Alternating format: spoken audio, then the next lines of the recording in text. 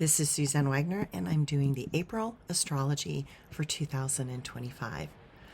The time of Aries is in full swing, and there is a warming trend that wants to bring in new life. The question is going to be, what is that life going to look like? The solar flares that hit at the end of March were like trying to fly through an asteroid field and having to do it all manually while your hair was on fire. The chaotic end for March was not for the meek.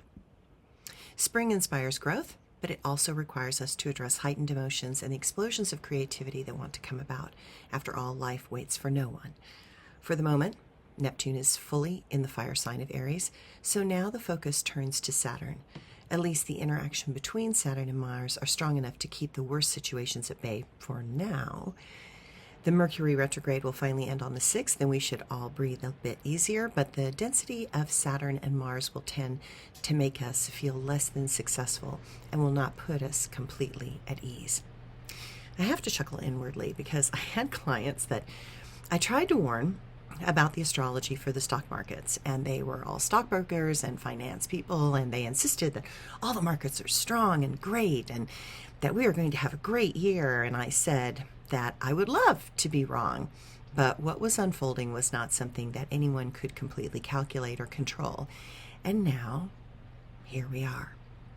Sometimes I really hate being right.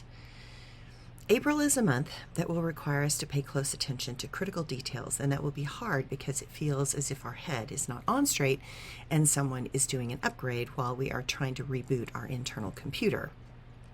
It is essential for everyone to realize that we are not on solid ground, even if it appears to be. There are no quick fixes, and believing in any fantasy is going to only make you become more lost in this changing matrix. Aries is not known for its ability to be patient, but it is what is going to be needed in abundance this month.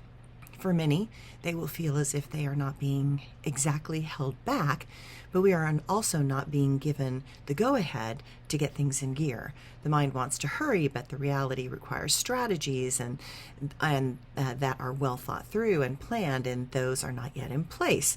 I hope by the end of the month, they might be. April 12th, there is a full moon in Libra. It is possible that something can become illuminated and help us notice where there are holes in our plans. Family problems will need to be addressed and solved. It will be time to clear the air and tell the truth. April 12th, Venus goes still in the sky as it finally comes out of retrograde and moves forward. While nothing will feel smooth, at least it can feel as if we are attempting to get a handle on things. Love is a great distraction that can give us relief, rest, and a bit of hope. Remember that things are always easier with the one you love. This month is a good time to focus on family and those closest to you. We are not to jump to any conclusions. Instead, look for answers that will help you refine who you are and give energy back to those we love. By the end of this month, with the new moon in Taurus, we may feel as if we finally have a chance to get on top of some of the financial things and find a better and more stable place to stand going forward. This new moon reminds us that it is the simple pleasures that it can have the most calming influence over time. What we need is a much more conservative approach and to doggedly stay true to the goodness in our nature. Thanks, everyone.